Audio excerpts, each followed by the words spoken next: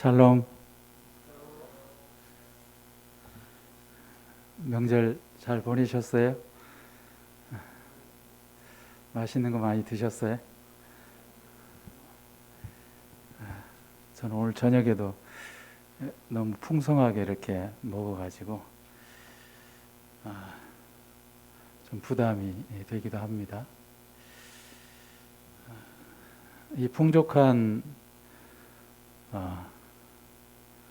저희들의 이 부요함 속에 주님이 하나님의 나라는 먹는 것과 마시는 것에 있지 않고 의와 평강과 희락이라고 이렇게 말씀하신 말씀이 생각이 나면서 오늘 저희들에게 우리 주님께서 제자들에게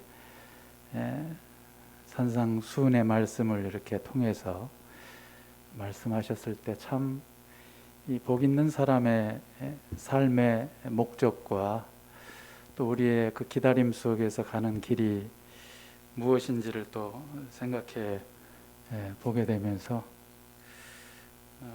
참 큰 감사가 있습니다.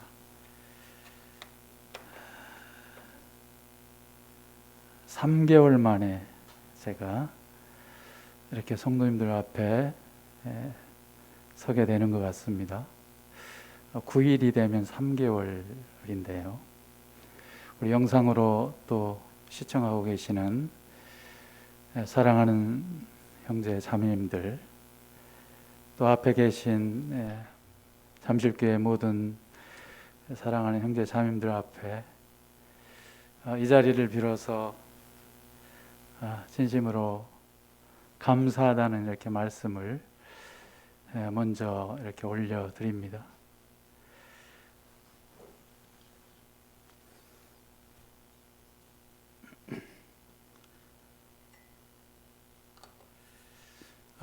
저의 상황이 어떠한 상황이었는지를 또 다 아시는 터이지만 지나간 시간들을 통해서 하나님이 이렇게 저를 붙드셨어요.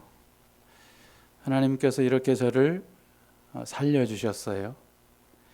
하나님께서 저를 이렇게 인도하신 이 놀라운 사실 앞에 참 큰 감사가 있습니다. 때때로 우리의 인생 가운데 이런 경험들은 한 번쯤 필요하지 않나 그런 생각을 하게 됩니다. 그러나 저보고 다시 그곳에 들어가라면 차라리 주님 그냥 끝내 주십시오. 이런 고백을 드리고 싶어요. 이사야서 38장에 보게 되면 히스기야가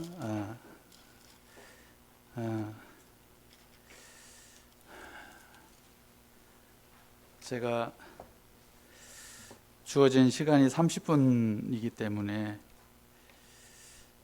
간증을 세세히 자세히 이렇게 드리려면 한 2시간은 필요할 것 같은데 축약해서 다 드릴 수는 없고 30분 안에 이렇게 끝내는 것이 덕스러울 것 같아서 그렇게 해보도록 하겠습니다. 히스기야는 병들어서 이렇게 죽게 되었다고 이렇게 말씀하십니다.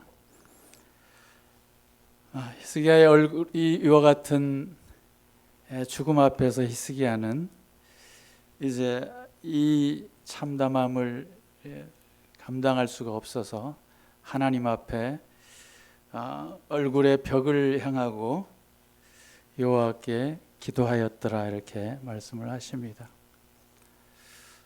전 이 말씀을 보면서 전 이렇게 기도하지 않았습니다. 개인적으로 주님 저 좀 살려주십시오 이런 기도를 병상에서 이렇게 드린 적이 없는데요. 그래서 히스기야는 심히 통곡하고 통곡했다고 이렇게 말씀을 하십니다.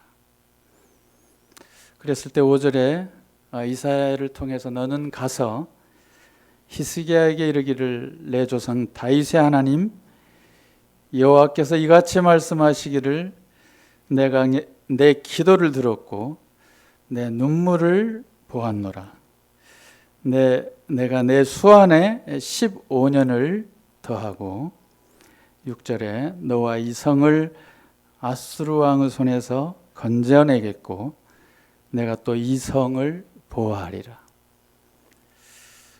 주님께서 이 말씀을 제게 주셔서 감사를 드립니다. 우리는 비단 병들어 죽게 되지 않을지라도 이 땅에 왔다가 세월을 보내고 다시금 돌아가는 시점이 있을 텐데요. 그 경점이 어디인지 어느 때까지인지는 알지 못하지만 결국은 이 땅에서의 수고 후에 우리가 돌아갈 본향이 있는 사실 앞에 큰 감사가 있죠. 이 말씀을 통해서 히스기야는 이와 같이 통곡하고 하나님 앞에 치료해 달라고 구했지만 저는 그런 기도를 드리지 않았다고 말씀드렸는데 놀랍게도 우리 사랑하는 잠실교회 모든 성도님들이 저를 위해서 이렇게 눈물로 기도하고 또 금식으로 기도하신 분이 계시고 미천한 저를 위해서 쉬지 않고 기도해 주셨다는 소식을 듣게 되었을 때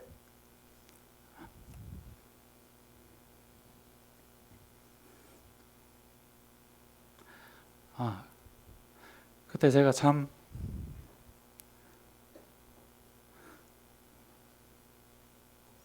뜨거운 눈물을 참 흘리게 되었습니다.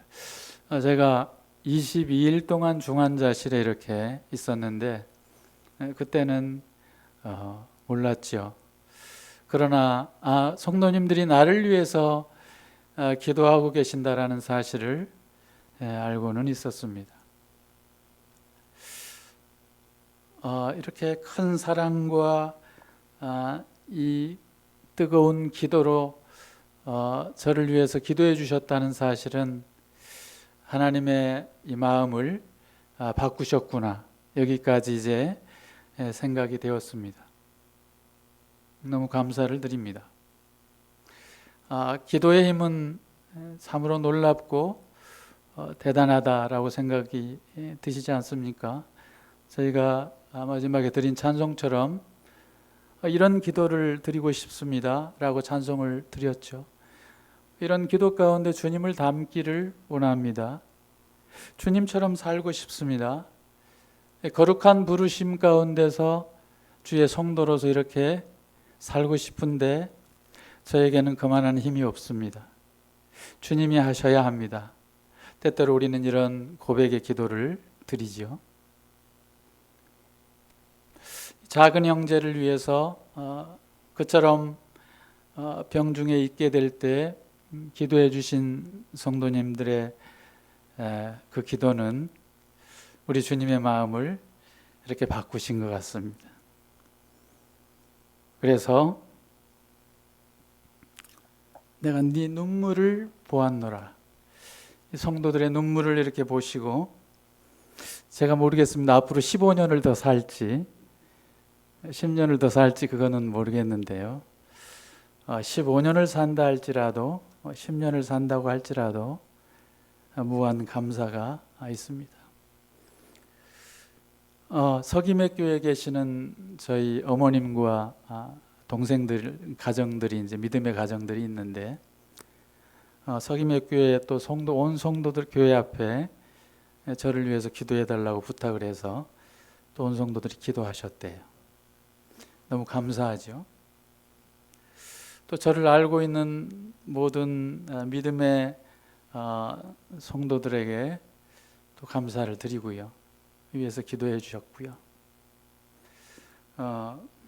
저의 또 혈육들, 또 친지들이 있는데 이분들이 하나님을 알지 못하는데 제가 하나님을 믿고 있고 이런 믿음 안에서 살고 있기 때문에 너의 하나님이 너를 살려주시기를 원한다고 이렇게 또 마음의 기도를 드린다고 이렇게 하셨대요. 이게 이제 제가 나중에 퇴원하고 집에 와서 이제 들은 소식들이죠. 저희 처가 식구들이 이렇게 쭉 있는데 딸 9의 10번째 막내 처남이 10번째인데요. 딸 9의 가정들이 저를 위해서 또 믿음의 가정들이 있고 그래서 참 많은 눈물을 흘리며 기도했다고 그래요. 저희 장모님 복음 집회 여러 번 이렇게 모시고 왔는데 사이를 위해서 또 그 하나님께 간절히 이렇게 기도하셨다고 그래요. 막내 처남이 하나님을 믿지 않는데 자기도 하나님께 기도하겠다라고 이렇게 얘기하면서 고백을 이렇게 했다고 그래요. 이런 정황들을 통해서 믿지 않는 분들의 마음 가운데 김용규 형제가 믿고 있는 하나님, 또 사신 하나님, 만물을 창조하신 이 하나님께서 이러한 기적을 보여달라고 이렇게 기도한 이러한 많은 분들의 기도 가운데 제가 살아났다라는 것입니다. 어쩌면 쉽게 생각할 수 있지만 저는 그렇지 않다고 생각을 합니다. 죽다가 살아난 그 내면에는 많은 분들의 기도, 또 우리 사랑하는 성도님들의 참 놀라운 이 기도의 힘이 아니었으면 제가 어떻게 이렇게 살아날 수 있었을까, 그런 생각을 하게 되죠. 하나님은 참 놀라우신 분이십니다.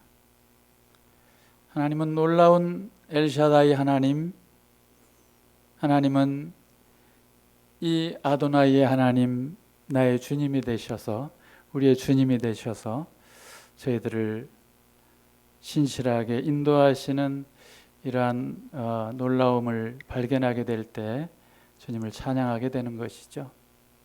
하나님의 선하심과 인자하심이 정녕 우리를 이렇게 지키시고 보호하신다는 사실 앞에 감사가 있습니다. 시편 118편 말씀을 잠깐 보겠습니다.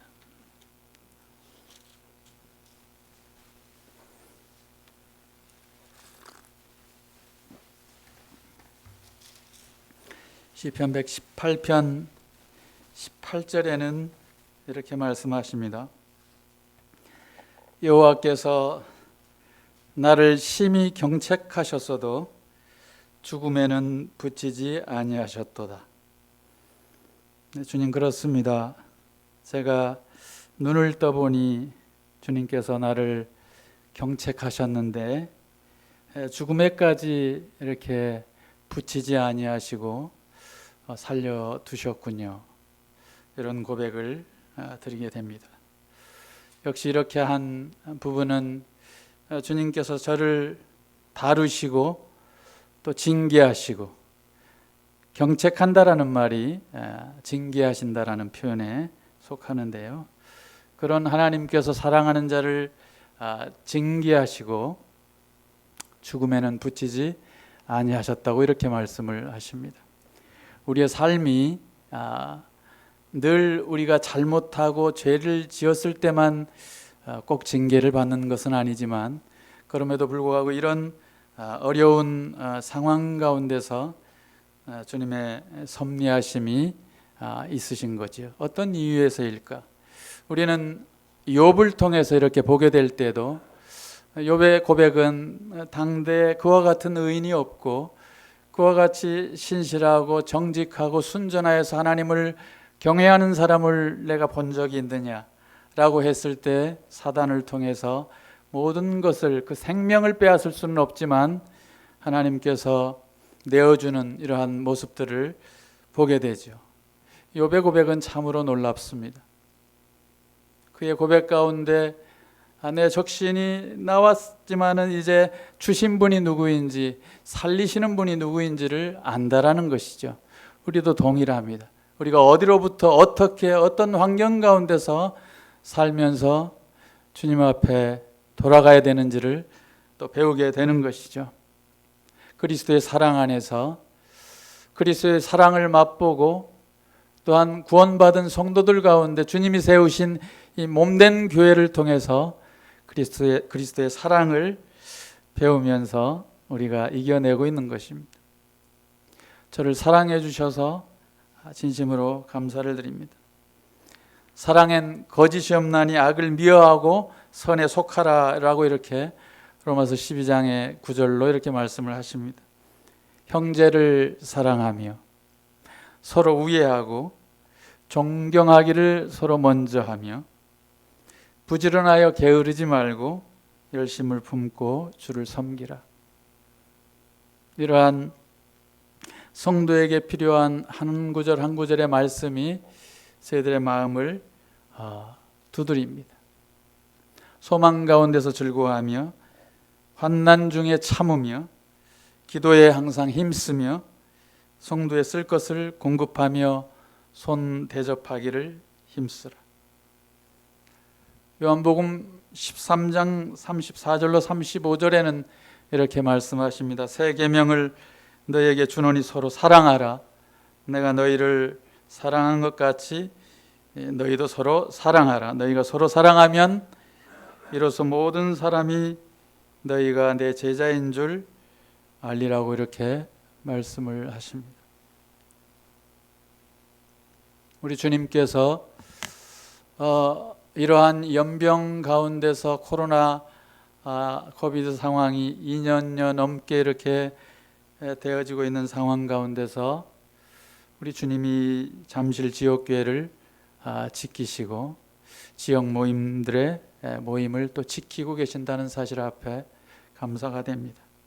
우리 주님이 막아주시지 않는다면, 우리 주님이 이러한 상황 가운데서 저희들에게 감당할 만큼 주시지 않는다면, 주님께서 저희들을 보호해 주시지 않는다면 결코 저희들은 이겨내지 못할 것입니다. 이런 저의 병을 통해서 주님께서 이렇게 경험케 하시는구나. 어떻게 보면 우리 모임에도 이제 우리 청년 형제자매들 통해서 또 몇 가정들이 이 코비드 상황으로 고생을 이렇게 하셨지만 다행스럽게 모두 잘 치료해 주시고 또 회복시켜 주셔서 큰 감사가 있죠. 또 지금 현재 우리 이철기 형제님과 형제님 가정이 이렇게 또 고생을 하고 있지만 주님께서 능히 또 지켜주실 줄 믿습니다. 저 또한 이러한 어떻게 보면 이런 상황 속에서 주님이 거기서 이겨내게 하시고 그곳에서 뽑아내셨다는 사실을 생각하면 감사가 있습니다. 시편 23편 말씀을 보시겠습니다.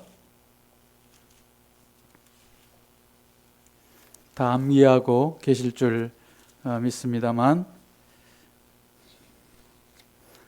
시편 23편 말씀이 이러합니다. 여호와는 나의 목자시니 내가 부족함이 없으리로다. 그가 나를 푸른 초장에 누이시며 쉴만한 물 가으로 인도하시는도다. 내 영혼을 소생시키시고 자기 이름을 위하여 의의 길로 인도하시는도다. 내가 사망의 음침한 골짜기로 다닐지라도 해를 두려워하지 않을 것은 주께서 나와 함께 하심이라.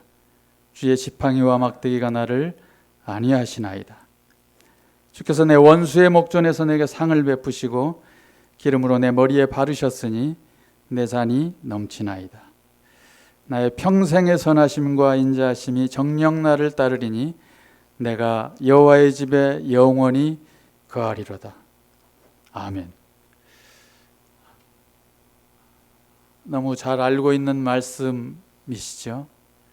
잘 알고 있는 말씀이기 때문에 늘 우리 성도님들 마음속에, 제 마음속에 품어져 있는 말씀이기도 한데 실제적인 삶 가운데서 주님이 나의 목자가 되셔서 내가 부족함이 없는 또 모든 것을 인도하시는, 나를 지키시는, 나와 함께 하시는, 내가 넘치는 이러한 기쁨 가운데서 내가 얼마만큼 큰 기쁨과 감사함으로 우리 주님을 따르고 내가 영원히 우리 주님 앞에 거할 것을 생각한다면 우리의 삶은 놀랍게 바뀌어질 것입니다. 이 말씀과 아울러서 제가 시편 121편 말씀에 또 감사가 있습니다. 시편 121편 말씀은 이와 같이 말씀하십니다. 내가 산을 향하여 눈을 들리라. 나의 도움이 어디서 올고 나의 도움이 천지를 지으신 여호와에게로소다. 여호와께서 너로 실족치 않게 하시며 너를 지키시는 자가 졸지 아니하시리로다. 이스라엘을 지키시는 자는 졸지도 아니하고 주무시지도 아니하시리로다. 여호와는 너를 지키시는 자라.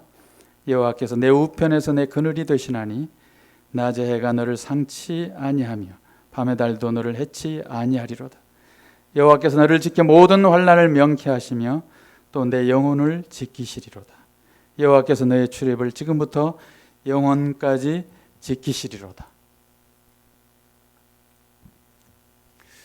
말씀 세 군데, 네 군데 읽으니까 시간이 다 갔어요. 네?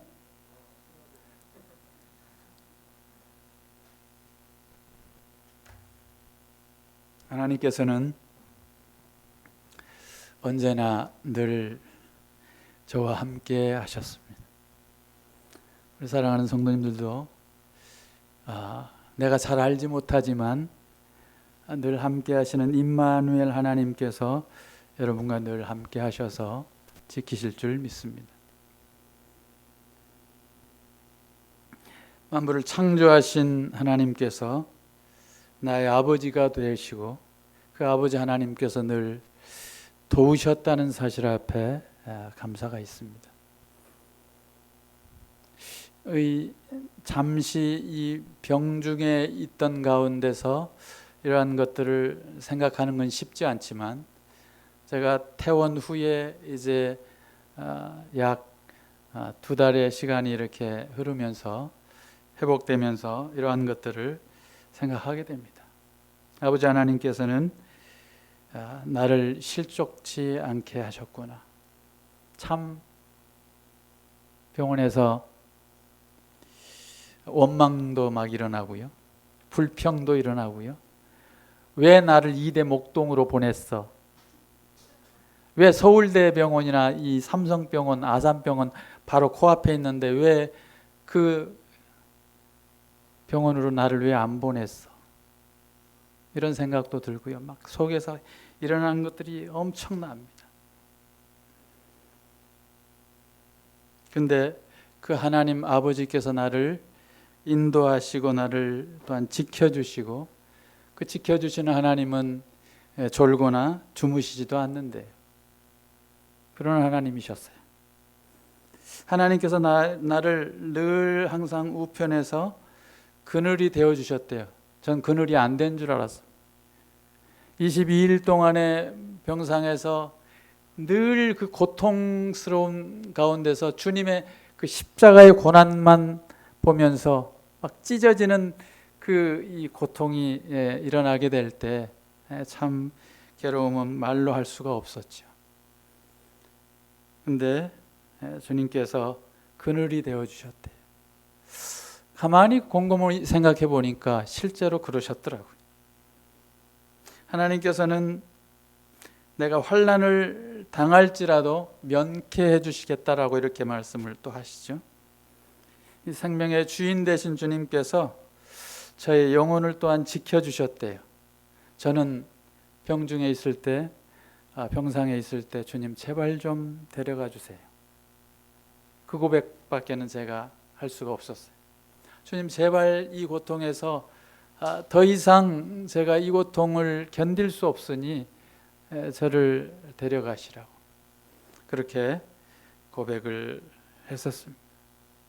근데 그게 아니라는 사실을 또한 배우게 됐지요. 하나님께서는 또한 저의 고통 가운데서 감당할 수 있을 만큼 주셨습니다. 뿐만 아니라 하나님은 치료하시는 하나님이셨습니다.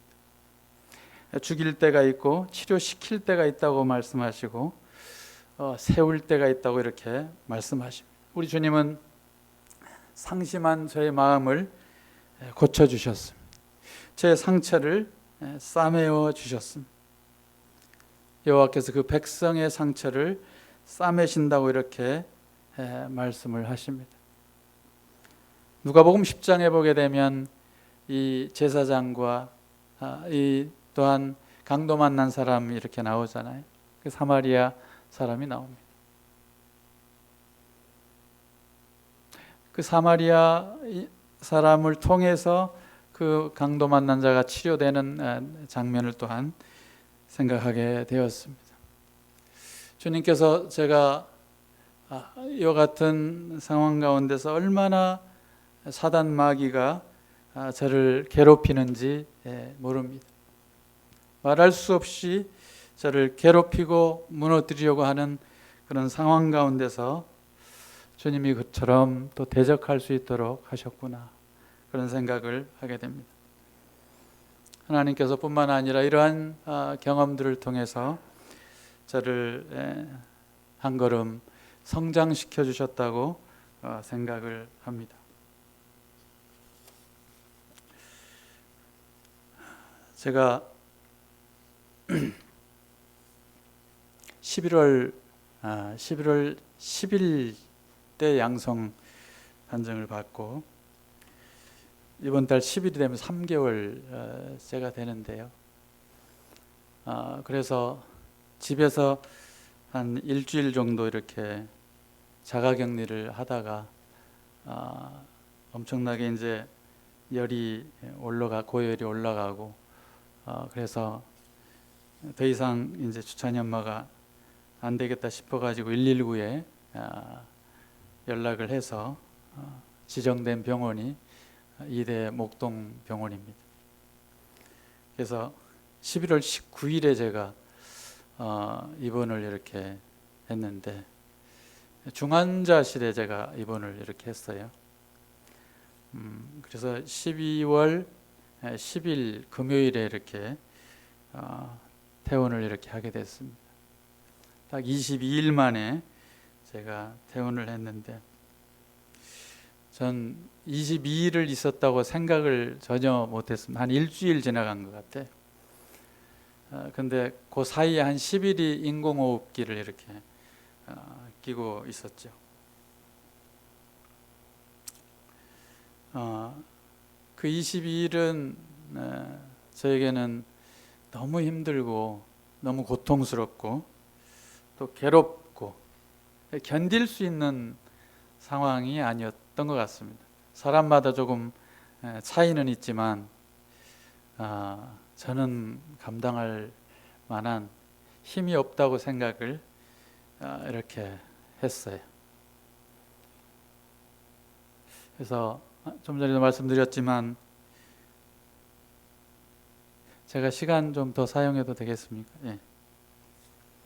여기까지 하면은 조금 아쉬움이 될 것 같아서 이제 이 병원 속에서 일어난 이 일을 이제 성도님들이 모르시기 때문에 얘기를 통해서 제가 시편 121편의 말씀과 시편 23편의 말씀을 제가 태어난 후에 시간을 보내면서 하나님께서 왜 그렇게 보호하시고 인도하시고 나의 목자신지를 알게 된 거예요. 우리의 인생 가운데 그러할 겁니다. 우리 안인종행님 계시지만 이 성도의 삶 가운데 쭉 돌아보면 그때 하나님께서 그렇게 하신 이유가 있었구나, 이렇게 이제 생각을 하는 거예요. 우리 성도님들도 마찬가지일 겁니다. 제가 그런 상황인 거죠. 제가 코비드 걸리고 싶어서 걸린 게 아닌데 걸렸는데 왜 이대 목동병원이지 지정해 줬으니까. 근데 제가 이대 목동병원에서 난 이 병원이 정말 제일 싫어라고 이렇게 생각할 만큼 싫었던 거예요. 그래서 119를 타고 이제 내려서 휠체어를 타고 딱 가는데 보니까 38병동이야. 38선 병동. 38병동에 딱 이게 끊어지는 병원이잖아요. 병동. 그 38병동에 들어간 병실이 중환자실인지 몰랐어요. 중환자실로 저를 들어간 거죠. 첫날부터. 근데 나중에 이제 알고 보니까 제가 폐렴이 돼서 폐렴이 심하게 된 상태래요. 집에서 일주일 자가격리를 했는데, 그래서 어쩔 수 없이 그 중환자실로 가서 입원을 시작하기 첫날부터 시간을 보내는데, 제가 주사바늘 아직도 이제 흔적이 그대로 남아 있습니다만 양손에 몇 개씩 또 이 팔뚝에 제가 세보니까 한 8개는 되는 것 같아요. 발등까지 큰 이 동맥 힘줄에다 큰 바늘 넣을 뿐만 아니라 그렇게 된 가운데 팔 양쪽 묶이고 발 묶이고 이렇게 해서 이제 채워져 있는 거예요. 그때부터 시작을 했는데 이게 너무 힘든 거예요. 이 주사 약물이 들어오는 약들이 뭐 얼마나 독했겠죠. 제가 들어가기 전까지는 그래도 화장실 잘 다녔어요. 소변 잘 보고요, 변도 잘 봤어요. 근데 들어가자마자 기저귀를 채우고 22일 동안 기저귀를 차고 이렇게 생활을 했어요. 참 난감하죠. 간호사들이 있는데 어떻게 합니까? 싸세요. 그대로 다 싸라는 거예요. 그래서 침대 이번에 누워서 한 번도 일어나 본 적이 없어요. 일어났어요. 3번. 3번 일어났는데 왜 일어났냐면 여기서 나는 탈출해야 되겠다. 그래서 도저히 견딜 수 없는 상황이라고 생각을 해서 3번 병실에서 탈출하려고 시도를 했어요. 이건 어떻게 보면 미친 짓인데 그 미친 짓을 왜 그런 생각을 했는지 모르지만 첫 번째 이 많은 주사 바늘들을 해치기 전에 끈을 풀어야 돼. 근데 첫 번째는 끈이 그렇게 세게 안 묶여져 있었어요. 끈도 넓어가지고 아주 이 면끈으로 되어 있는데 얼마나 단단한 끈인지 병원에서 쓰는 그 넓은 끈이. 근데 그거를 처음엔 느슨하게 있어서 계획을 잡았죠. 제가 예전에 미션 임파서블 영화를 이렇게 본 적이 있는데 딱 보니까 내가 갈 곳은 저 창문을 깨고 저기서 뛰어내리는 것이 살 길이다 라고 생각을 해서 거기가 한 3, 4층 정도 돼요. 3층인지 4층인지. 그래서 저 창문을 깨야만 하는데 깰 만한 것이 없는 거야. 그런데 이 침대에 딱 꽂혀져 있는 링거대 그거 뽑아서 저거를 딱 깨면 되겠다. 다른 날카로운 건 하나도 없어. 그래가지고 그렇게 해야 되겠다 생각을 하고 시도한 끝에 여기 뭐 씌워져 있는 거 있죠. 코에 돼 있는 거 있죠. 이거 다 풀어 헤치고 하는데 시간이 많이 걸렸어요. 첫 번째. 그래가지고 이제 간호사들이 이제 늘 담당 간호사들이 있는데 그 간호사들 중에서도 요령 피우는 간호사들이 좀 있어. 그 시간에 텀이 있을 때 그때 해야 돼. 그래가지고 그 시간에 이렇게 해가지고 한 날 첫 시도를 그렇게 풀어 헤치고 가는데 침대에서 내려오는데 이게 이 정상이 아니야. 몸이. 내가 그래도 체력이 괜찮다고 생각을 했는데 내려오니까요 어지러지를 하는 거예요. 그래도 힘을 다해서 그 링거대를 잡아가지고 뽑아서 창문을 세차게 내려쳤어요. 근데 나는 무지 세차게 쳤는데 챙 하더니 유리창이 안 깨져. 얼마나 단단한 유리창인지. 그래가지고 간호사한테 들켜가지고 이제 비상이 걸린 거 아니에요. 그래가지고 이제 막 여러 명의 간호사들이 와가지고 나를 이제 붙잡고 하는데 나는 이제 막 난동을 이제 부리는 거죠. 이미 다 뽑혀져 있으니 산소고 뭐고 다 뽑혀져 있으니까 큰일 나잖아요. 그렇게 해가지고 붙잡혀서 비상이 걸려가지고 큰일 날 뻔한 거죠. 그래서 나를 막 여러 명이 잡고 다시 침대에 눕혀서 이제 제대로 묶어버렸어. 아주 팔을 여기다가 침대에다 묶음과 동시에 그 밑단에 묶고 다시 이중으로 또 밑에 묶고 발도 묶고 또 이중으로 밑에서 묶고 이렇게 해서 다시 검사를 다시 새로 시작하고 다시 다 꼽아서 이렇게 하는데 간호사들의 불평이 이만저만이 아니야. 이때부터 나는 간호사들에게 찍혔어. 블랙 환자. 간호사들이 좋아할 리가 없잖아요. 간호사들은 자기들 맡은 이 환자들이 있는데 내가 그렇게 하니까 한 사람으로 안 되니까 많은 간호사들, 의사들이 와가지고 이제 이렇게 난리를 쳐서 그때부터 이제 저의 고난은 시작이 됐어요. 그럼에도 저는 이제 그 고통이 늘 잠을 제가 22일 동안 있었는데 잠을 제대로 자본 적이 없어요. 그 약물로 인해서 늘 이게 환각 상태도 이제 일어나는 것 같고 선망 증상도 이제 있게 되고 매일 그냥 이 마귀들이 나타나서 저를 괴롭히는 거예요. 근데 그래갖고 무슨 하나님 믿는 사람이야? 그 속에서 말씀으로 계속 대적하면서 싸우는 거죠.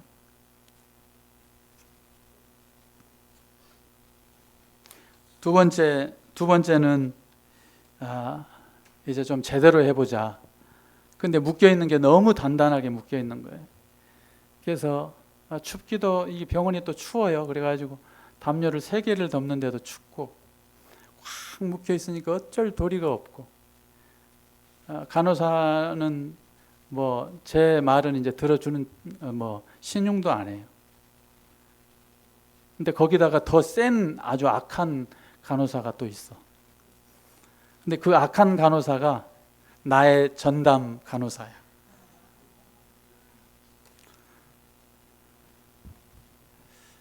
이 간호사는 제가 첫날부터 제 담당이니까 그 간호사였는데 이름도 잊어버리지 않아요. 첫날 제가 그 이름을 봤거든요. 근데 끝까지 이 간호사는 악한 거예요. 그래서 그 간호사를 통해서 이제 지금 생각해 보니까 주님께서 그 간호사를 통해서 나를 또 시험하시고 다루셨구나 이런 생각을 하게 되는 겁니다. 내가 이 병원에서 분명히 나가면 당신 간호사 내가 분명히 이 이대 목장 원장에게 내가 청혼을 넣겠다. 너 가만 안 둔다 내가. 아주 매일매일 씹고 씹어서 그 간호사랑 싸운 거예요.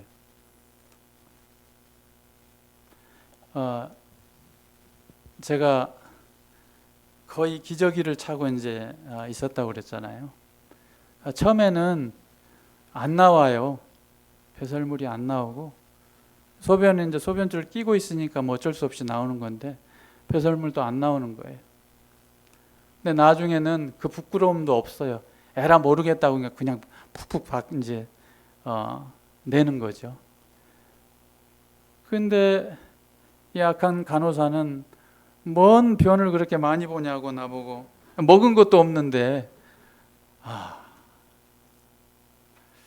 이 간호사는 주치의 의사가 와서 이제는 물을 먹어도 되겠네요. 조금씩. 그래서 이 속이 막 바짝바짝 마르니까 그래서 물을 주라고 했음에도 그 주치 가고 나면 물을 치워버리는 거예요. 물을 저 엉뚱한 데다 갖다 주고. 나를 괴롭히는 게 재밌나 봐. 근데 어떻게 그래? 그래서 최소한의 배려를 해달라고 사정을 하고 그랬음에도 불구하고 안 되는 거예요.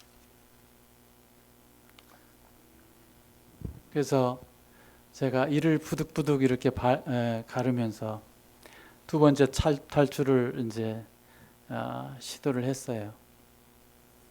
잘 됐을까요? 안 됐으니까 여기 왔지. 됐으면 저 못 왔을 겁니다. 근데 뭔 생각이었는데 하여튼 나는 이번에는 이제 정면 돌파를 하겠다 그래가지고 이제 바로 문으로 해서 후다다닥 뛰어서 정문으로 빨리 뛰어 나가야 되겠다라고 하고 이 끈을 한 끈을 푸는데 얼마나 오랜 시간이 걸렸는지 몰라. 안 풀려요. 한번 여기 손목에도 이제 딱 족쇄처럼 채워져 있는데 이 끈 풀고 다시 2차 끈 밑에 3차 끈 풀어야 이쪽에 끈 풀 수 있는 거예요. 그거를 오래도록 하면서 작업을 했죠. 간호사 오면 이불을 얼른 덮어가지고 여기다가 탁 숨겨놓고 하다가 계속 느슨하게 해가지고 다 한 양쪽 팔을 푼 다음에 간호사 빈 그 시간에 그 악한 간호사 그래서 또 다 빼고 이번에 산소 또 이 마스크 벗기고 빨리 의자를 세워야 이 다리 끈을 이렇게 풀 수가 있어요. 근데 그게 너무너무 힘든 거예요. 그래서 풀어서 2차 탈출 계획을 하고 일어났는데 웬걸 침대에서 내려오자마자 그냥 쓰러지는 거예요. 의사가 그러는 거예요.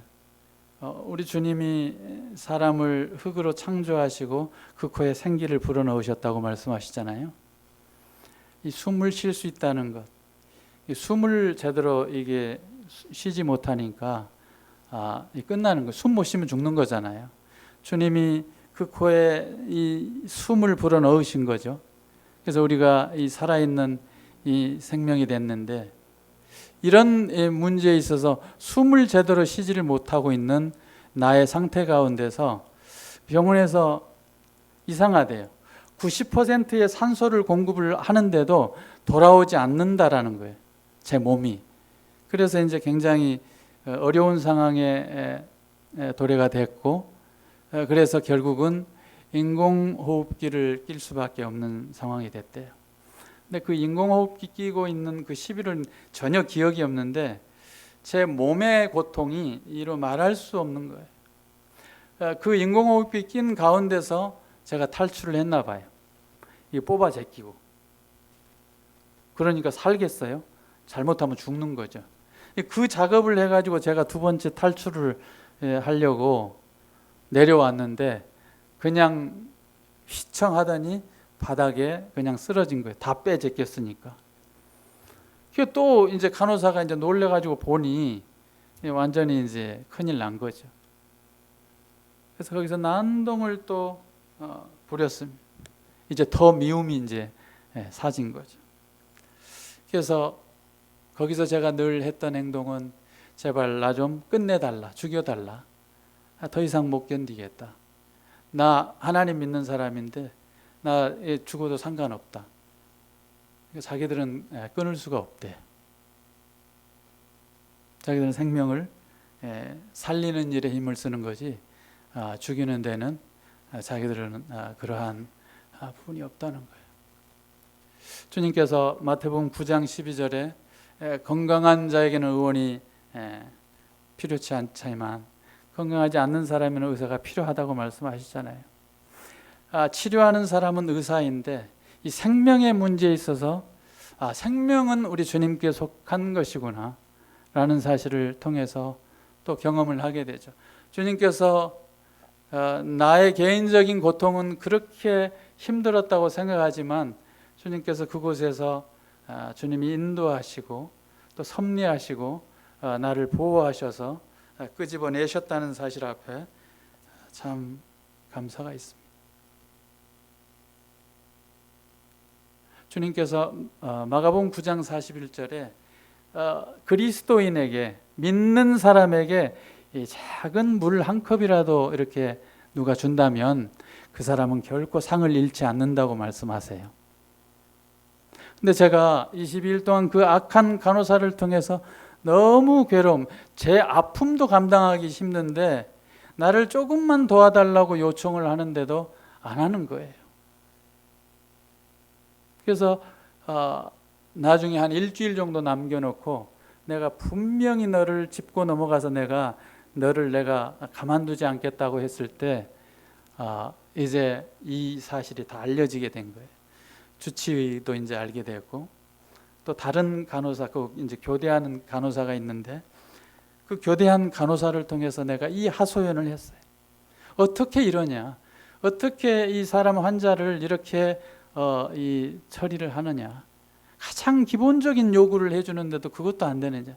내가 물 좀 달라고 하는데 물을 주라고 했으니까 줘야 될 거 아니냐? 요청을 해도 하지 않는 이런 모든 사실을 얘기를 했어요. 하물며 이 악한 간호사는 저뿐만이 아니고 제가 이제 2인실에 있었는데 한 분은 할아버지고 이제 저하고 있었는데 이 간호사는 자기 시간에 똥 치우기를 싫어하는 거예요. 기저귀 치우기 싫어해요. 나이가 보니까 한 26, 7 정도 이렇게 먹은 것 같아요, 간호사가. 근데 이 배설물 치우는 자체를 싫어하기 때문에 기저귀를 치우는 것도 꼭 다른 그 코비드 약한 어린 자기 후배들 불러가지고 치우게 해요. 그리고 자기 딱 근무 시간 30분 남았어도 제가 이렇게 갈아야 될 상황인데도 그 시간을 넘겨서 다음 이 담당하는 사람에게 맡겨요. 제가 그런 시간들을 이렇게 보면서 정말 악하구나. 주님 앞에 그런 이제 말씀을 하게 하는 거죠. 그 가운데 한 선한 간호사를 이제 주님이 딱 5일 남겨두고 붙여주시는데 이 사람이 나의 모든 얘기를 듣더니 이제 하나하나 나에게 약간씩 도움을 주는 거예요. 끈도 약간 느슨하게 해주고 물도 갖다 주고 기저귀도 갈아주고 하면서 그 사람이 끝까지 나에게 선대한 한 또 간호사가 있어요. 선한 간호사. 제가 그래서 악한 간호사, 선한 간호사 이렇게 구분을 지어가지고 제가 마음에 품고 있는데 지금도 제가 퇴원해서 제가 분명히 이 이대 목동병원 원장에게 편지를 쓰려고 했는데 마음에 이제 용서하는 마음이 있죠. 그리스도인이니까. 그런데 그 선한 이 간호사를 통해서 제가 남은 5일 동안 굉장히 참 마음적으로 위로를 받았어요. 저는 제 앞에 제가 이제 정상이 아닌 거죠. 저는 제 병실에 4사람이 있다고 생각을 하고 제가 들어간 후에 주찬이 형제, 주찬이 아들하고 제 뒤에 양자매가 있다고 생각을 했어요. 왜냐하면 제가 처음 병실에서 옮겼는데 4사람이 있는 것처럼 느껴져서 그래서 그 4사람 가운데 주찬이가 내 앞에 있고 뒤에 양자매가 있다고 생각을 해서 제가 깨어나 보니 이제 4사람이 있는 가운데 주찬인 것 같아요. 양자매인 것 같아요. 그래가지고 제가 한 2, 3일을 깨어났으니까 정신이 돌아온 후에 주찬아 살아야 돼. 양령이 살아야 돼. 그 소리를 그냥 쉬지 않고 그냥 이렇게 한 거예요. 살아야 된다고. 그래 놓고 저를 또 이제 약물로 이제 투여하니까 다시 뭐 죽은 사람 같이 이제 되는 거죠. 이런 가운데서 깨어나고 하면서 그런 시간들을 보내면서 그 선한 간호사를 통해서 제 아들이 저기 있다. 제 아내가 저기 있다라고 하니까 뭔 소리냐고. 그 지금 그 아드님과 아내분이 집에서 기다린대요. 무슨 소리냐? 확인을 좀 해달라. 그 5일 남겨놓고 이제 그 얘기를 제가 들은 거예요. 그때 제가 주찬이랑 양자매가 집에 있는 거를 이제 알게 됐죠. 그래가지고 그때 제가 힘을 내서 살아야 되겠다 생각했는데, 그 얘기 듣기 전에 제가 세 번째 탈출을 한번 또 시도를 하려고 했습니다. 시간은 이제 거의 다 제가 쓰게 돼서 죄송한 마음이 있는데, 그 선한 간호사를 통해서 제가 물을 마실 수가 있었고요. 그래서 제 뒷수발을 그 간호사가 제 담당도 아니에요. 담당도 아닌데 3일을 남겨놓고, 제가 금요일 날 퇴원을 했는데 3일 남겨놓고 환자분 제가 둘이 대화를 많이 했죠. 저를 통해서 이제 얘기도 많이 이제 듣고, 제가 하나님 믿는 사람이라는 걸 또 이제 얘기를 하고, 그러면서 이제 얘기를 했더니 자기가 되게 안쓰러웠나 봐요.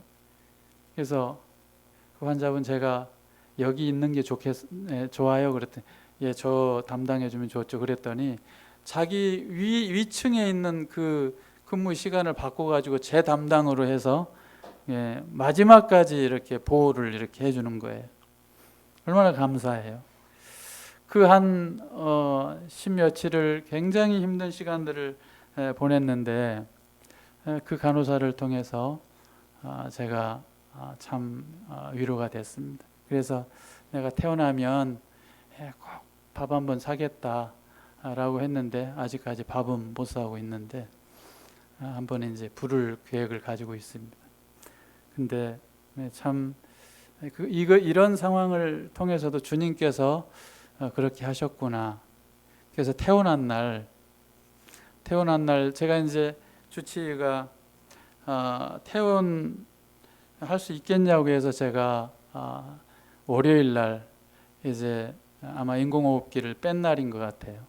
월요일 날, 그리고 화요일 날 제가 퇴원하고 싶다고 했더니 해도 되겠냐고 해서 할 수 있다고, 그렇게 해서 이제 그럼 나 수요일 날 퇴원하겠다고 이제 했었는데, 수요일 날은 안 되고 조금 더 이렇게 죽이랑 이렇게 드시는 거 보고 결정을 하겠다고 해서 결국 금요일에 이제 퇴원을 이렇게 하게 됐습니다. 금요일 날 퇴원하는데 이제 집에서 이제 옷은, 입고 간 옷은 다 찢어버리고 이제 다 버렸으니까 집에서 옷을 이제 넣어줘서 이제 가져왔는데, 제가 옷 입을 수 있는 힘도 없는 거예요.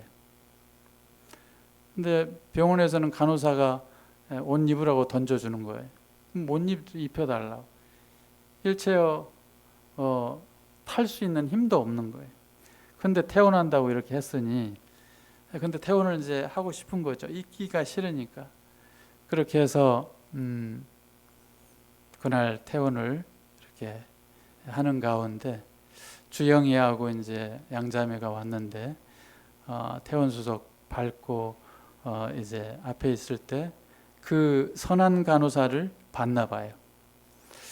근데 주영이가 보니까 낫이 많이 이렇게 다 썼지만 보니까 낫이 익은 얼굴이더래요. 그래서 보니까 주영이가 이제 알아본 거죠.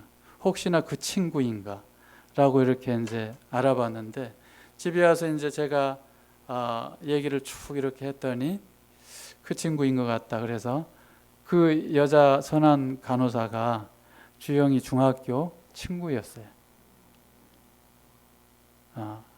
그 친구였는데, 그 친구가 교회를 다니는 서울교회 다닌 친구였고, 저의 이제 제가 주영이 아빠인지 알았겠어요. 나중에 주영이가 연락을 해서 보니까 이제 주영이 아빠였던 거죠. 그 간호사를 통해서 제가 정말 제가 눈물을 많이 흘렸어요. 거기서 있으면서 주님 제발 좀 이제 저 하늘나라 가고 싶습니다. 그래서 참 부끄럽게 성도님들 이름 다 불러가면서 제가 안인주 형제님 죄송해요, 제가 먼저 하나님 나라 가 있겠습니다.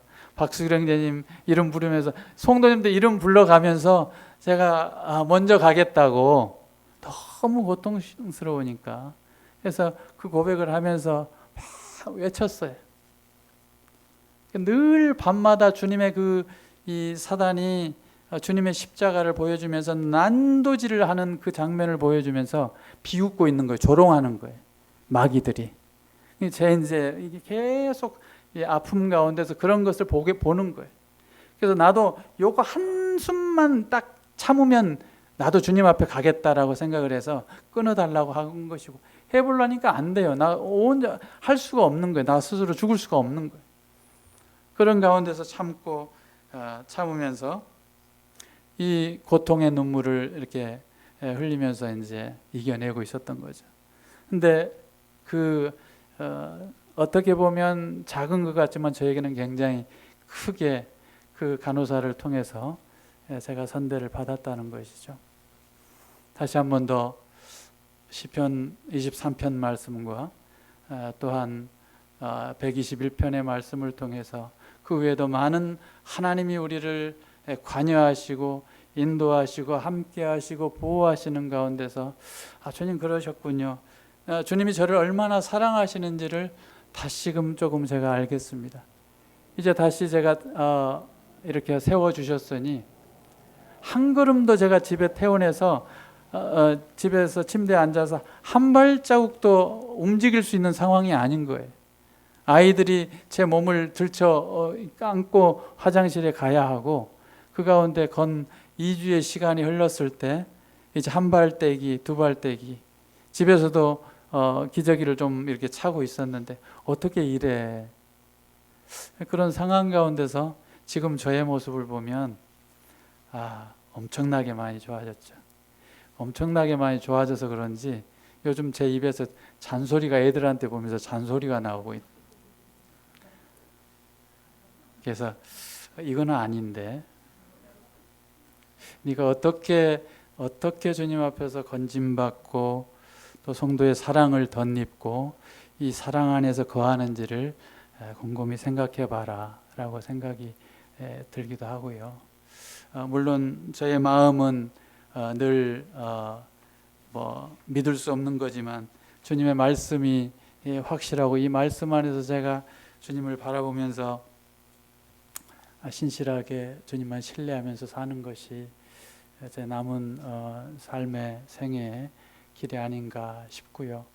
다시 한 번 더 우리 성도님들 저를 위해서 참 큰 사랑으로 격려해 주시고 섬겨 주시고 또 기도해 주셔서 진심으로 감사를 드립니다. 참 보잘것없는 형제에게 이렇게 감개무량하게 섬겨 주신 것들에 대해서 제가 갚을 수 있는 사랑은 아닌 것 같고 주님께서 성도님들의 모든 부분들에서 참 넉넉히 갚아주시기를 원하고 잠실 지역교회 안에서 이렇게 함께 믿음으로 걸어갈 수 있다는 것만으로도 큰 행복이고 복이라고 이렇게 생각을 합니다. 아무쪼록 계속 제 회복을 위해서 기도해 주셔서 감사하고 함께 또 서로 그리스도 안에서 서로 사랑하며 주님 오실 때까지 섬겼으면 참 좋겠습니다. 감사합니다.